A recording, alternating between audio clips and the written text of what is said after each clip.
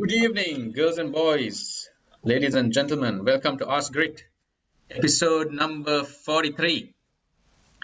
We are here every Thursday or Friday. Typically, we do it on Thursday afternoon around 5 p.m. Melbourne time. We had an event last night, so we couldn't do it, so hence why we are doing it today. The reason for doing this is we get tons of questions every single week. We thought of doing this live stream every week so that we can answer them live on Facebook so that it can add some value to you. It might answer some questions for you. It might clarify a few doubts which you may have on property investment. Today we have Anuk from our Colombo team. Welcome, Anuk. How are you doing? Hello. Hi, Navin. I'm good. Thanks. Good afternoon, everyone. Excellent. So what have you got today, Anuk? Yeah. So to start off things, first question would be, as a foreigner, can we only invest in a brand new property? Yeah, the short answer is yes. There is a body called Foreign Investment Review Board over here. As a foreigner, when they're investing, they got to get the approval. And as long as it is a brand new property, they will get the approval. If not, they will not. As a foreigner, it has to be a brand new property, yes. Right. Okay. And we have another question coming in. Do you become a permanent resident after buying a property? Unfortunately, not.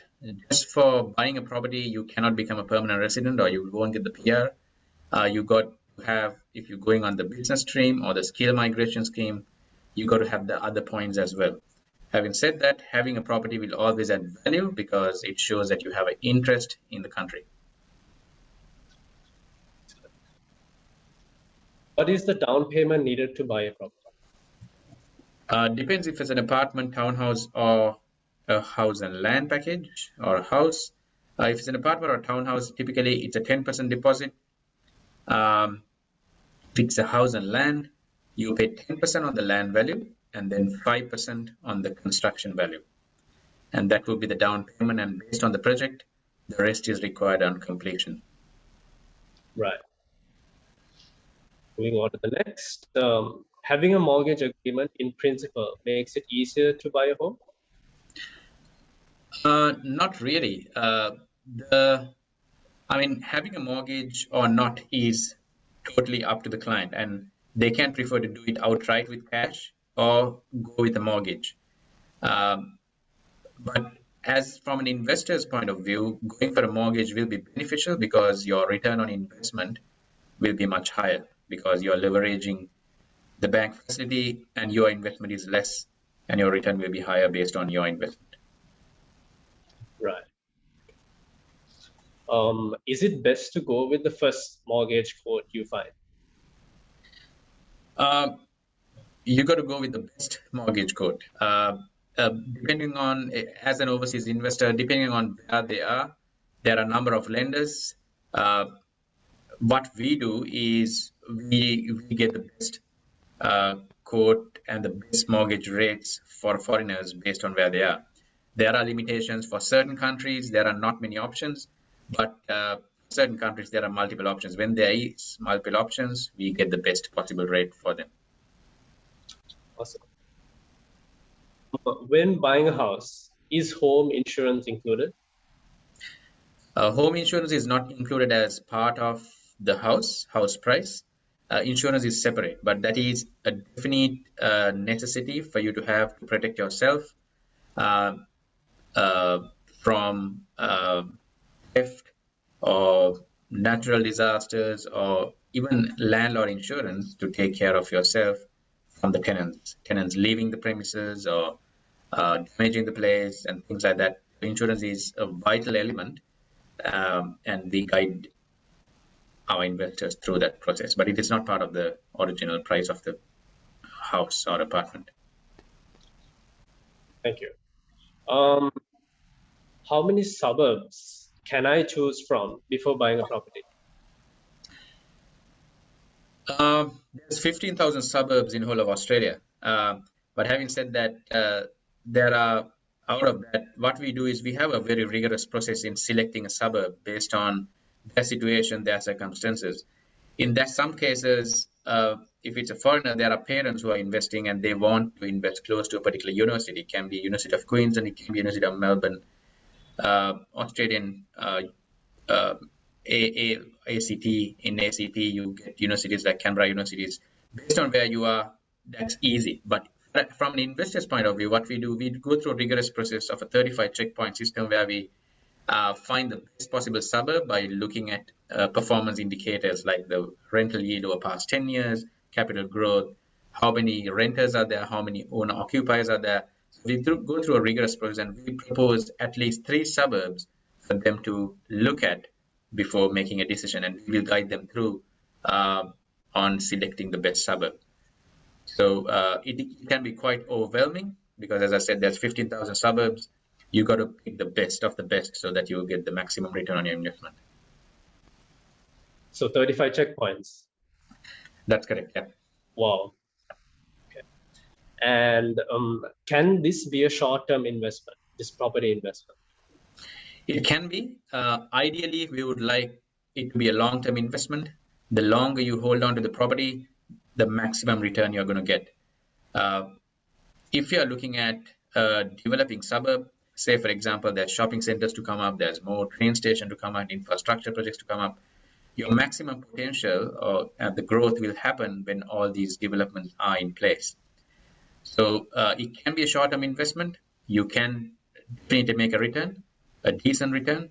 But if you keep it for 5 years, 5 to 10 years, you'll get the maximum benefit out of it. Okay, thank you, Navin. Moving on to the next set of questions. There are so many questions that have come. So yeah, I was going to say that. Yeah, quite a lot. really. Yeah, Which is good. Yeah, the engagement is high. Is this really the time to invest in Australian property? This is a common question. Yeah, there you go. Yeah, it is a common question. It is definitely time to invest in Australia. The reason being, for the past 2 years, the population growth has slowed down due to COVID. And now the borders are open. It's all open sesame right now. Anybody can come and go. And what that tells you is the migration is going to be bombarded. So which means more people means more rentals, more properties to be sold. The demand is going to be high for the next couple of years.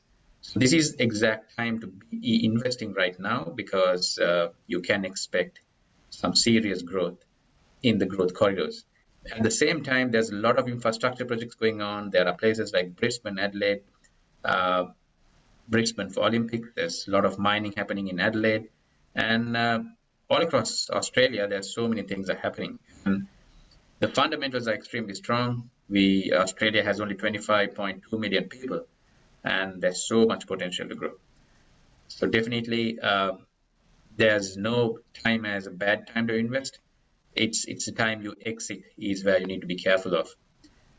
As long as you pick the right suburb, right city, there's always a place to invest at any given point of time. Excellent. Very exciting. How much better is property investment compared to investing, let's say, in a bank as an FD or in stocks? Yeah, I mean, forget about the bank. You're looking at interest rates of probably, you'll be lucky to get at least 0.5% per annum, so which is ridiculous. And I mean, stocks, bonds, now we have crypto. I mean, some people love it. Some people have got really wealthy using stocks, especially. Again, stocks is a long-term game too. You got to hold the stock. If you can invest in blue chip companies, that's if it's working for you, it's definitely the way to go. But having diversified into property is not a bad option at all. Reason being, these are hard assets. You simply cannot go wrong with real estate.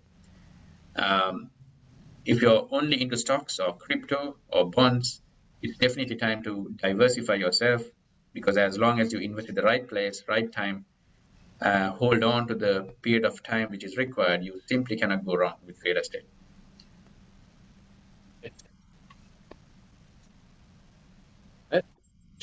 What are the best suburbs to invest in right now? Are there infrastructure developments carried out, new projects? As I said before, there's a number of suburbs to invest right now. Adelaide and Brisbane are probably the best right now because there are so many things happening. Olympics is coming up in Brisbane. There's mining projects going on in Adelaide. Having said that, places like Canberra is fantastic for apartments if someone is looking for apartments. Uh, Even in Melbourne, there are a lot of growth corridors where there's a lot of development projects are happening, infrastructure projects are happening. Business parks are being created where there's going to be hubs of over 30,000 people. So these are the things which we look for. I mean, in every city, there's always a pocket or a suburb which is going to grow in value, always. Okay. I think you have answered a bit for the next question I'm about to ask as well, but you can. For the next 10 to 15 years, what are the best areas that will develop and improve the standard of living? Yeah, the standard of living overall, it's pretty good, and that's why I mean, out of the top 10 cities to live in, best cities in the world to live in, I think Australia has about 4 cities in Adelaide, Melbourne, Brisbane, and probably Sydney. I can't remember, but at least 4 of them were there. So the quality of living is extremely high. But in terms of infrastructure projects, there's a lot of projects going on in Brisbane and Adelaide right now. Not to forget places like Canberra, Sydney, Melbourne too. So there's always places to invest based on the price you want to pay, based on the budget you want to invest in, based on your overall strategy, which we can come up with along with you. We can propose the best area to suit you because it really depends on your personal circumstances. It can be a pure investment. It can be as a foreign investor, they must be sending kids to a particular university. So it really depends on your requirement. Based on your requirement, we can definitely propose you the best place to invest in. Wonderful. What are the other costs involved in purchasing a property apart from the land and house price? Apart from the land and the house price, you have stamp duty, which you need to pay as a local as well as a foreigner. You need to pay your lawyer or the solicitor fees to take care of taking care of the transaction. Then you also have the bank fees if you're going for a mortgage. So those are the fees which you need to pay as part of apart from the property value. You also have foreign investment review board fees, which is paid to the government, that is if it is a foreigner, and then that's part of the transaction.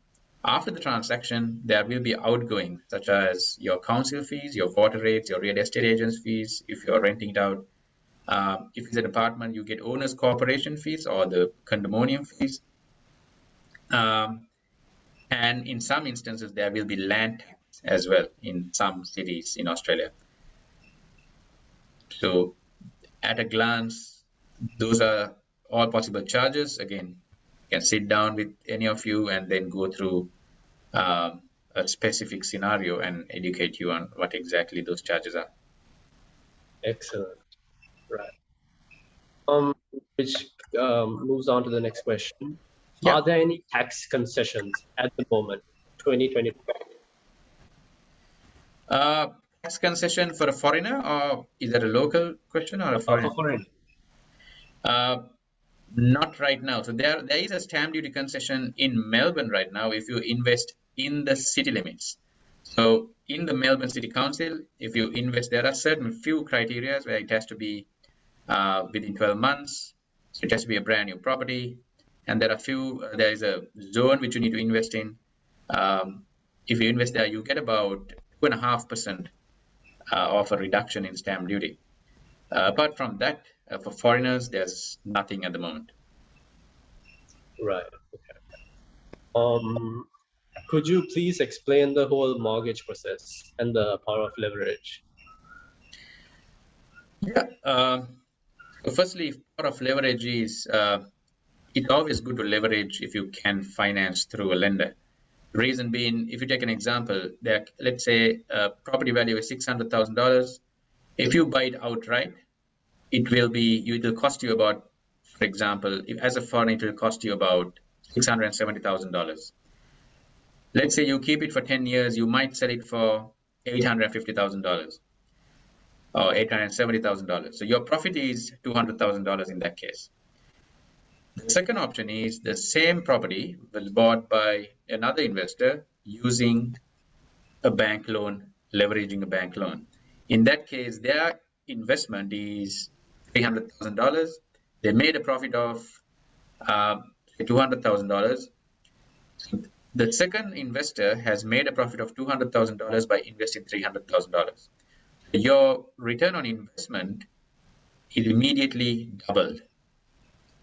He would have got two properties by investing only half of the money which he invested in the particular property. So power of leverage is so powerful. It's you can, if you leverage the property in a way that your mortgage is covered by the rent, you have no headaches, rent is going to cover it, and then that way you can go for multiple properties, you can have a portfolio for yourself. So it's going to be extremely powerful by using leverage. In terms of the mortgage process, it's quite straightforward. You just have to, as a foreigner, I'm sure these questions are, as a foreigner, you need to submit your pay slips, your bank statements, your identification documents, your credit reports, and then they will assess your income against the property as a security in Australia, and then they will grant you the loan. From a lender's point of view, it's quite straightforward because you're giving only 60% of the property value. The risk is extremely low from the bank's point of view, and that's how it goes. Excellent. All right, moving on to the next question. Wow. So many questions. Almost towards the end though. All right. How long will it take to finish the construction after the whole land and the whole let's say complex is sorted? Yeah, typical construction time frame is about 6 months, and it's always in black and white, the construction period. And if there are delays, the owner of the property will get a penalty paid by the builder. Okay. Can I just, there's another question. Can I buy just the land and after 3 years build a property on it? You can, depending on the area you invest in. There are 95% of the areas, they have put a condition on the contract saying that you need to build within 12 to 18 months.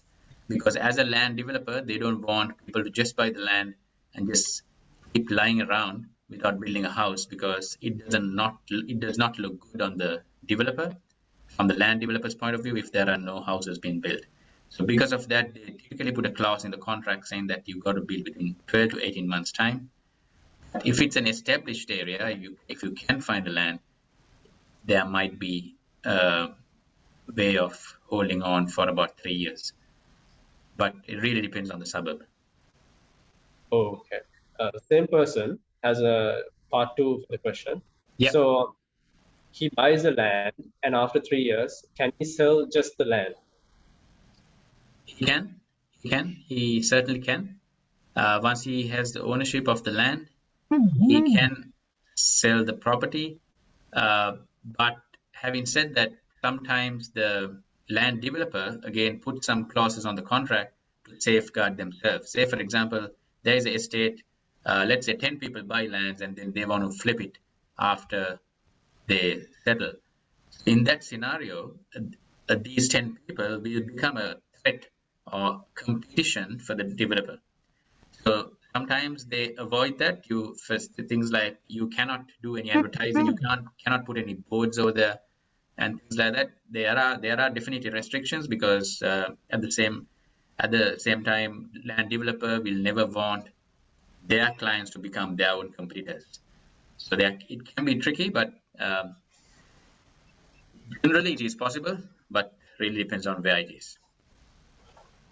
Right, understood. Next question. When development is carried out, what are the facilities homeowners get in the compound? For instance, security, or is it going to be a gated community? pool? Yeah, it depends on the project. If it's an apartment project, typically it has secured access to the building always, and there are secured areas for barbecues, pool areas, there's sometimes tennis courts. Really depends on the project. If it's a housing project, it can be an estate. It's not going to be a gated community, but these are quite safe areas. In terms of security, you got to take care of your own security.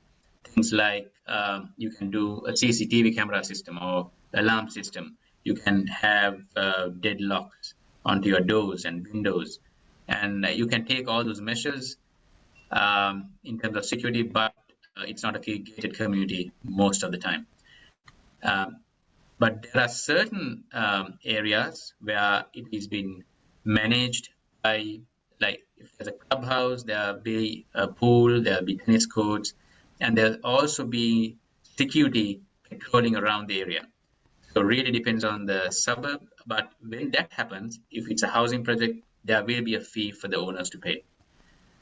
So really depend on the suburb, the estate, or the apartment project. Super. How can I be certain that I can give the property on rent? And if so, what is the rental yield? It's a generic question. We do not recommend any suburbs which you cannot rent out. Typically, we do give a rental guarantee for most investors, and we do not do that where we cannot rent.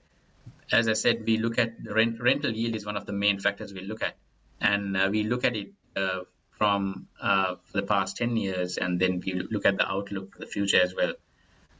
You can gauge from the statistics, right? So if you look at the vacancy rate in the suburb for the past few years, typically we look at vacancy rates below 2%, which means if you take 100 properties, only 2 properties are vacant. And things like that. If the vacancy rate is low, if the data is correct, you simply cannot go wrong. And that's what we go by. We have never got it wrong. Right. And what is the rental yield? Rental yield depends on the suburb. It can vary from 3% to 5%, or it can even go up to 6.5%. Right. Okay. Final question, Navin. And I think you have answered this question indirectly, but let's go. Is the property itself more important than the location? I think the location is more important. The property is also important. The reason I say that is the suburb is the main element you need to look at, because that's the main driver for growth. So all the statistics which we talked about, rental yield, your vacancy rate, population growth, what are the developments coming up, how close it is to the amenities. These are, I mean, you got to think from a tenant's point of view, you got to think from another second buyer's point of view. We look at all those things. Having said that, property itself is also important. In a good location, if you have a pretty average property with low quality elements in the house, that's going to have an impact when you go to resell the property. So the finishes has to be pretty good. It has to be a turnkey product, which includes everything. Security, as one of the clients have asked about security, that's important. And I think both is important. Location is the key, though. Excellent, Navin. So that's it from me. That's all the questions from everyone. Woo! That's a long list, Anuk. Yes. All right, let's see if we have anything else on the feed. Yeah, there's one more. There is a talk about Ballarat being one of the best places to invest in. Is this true?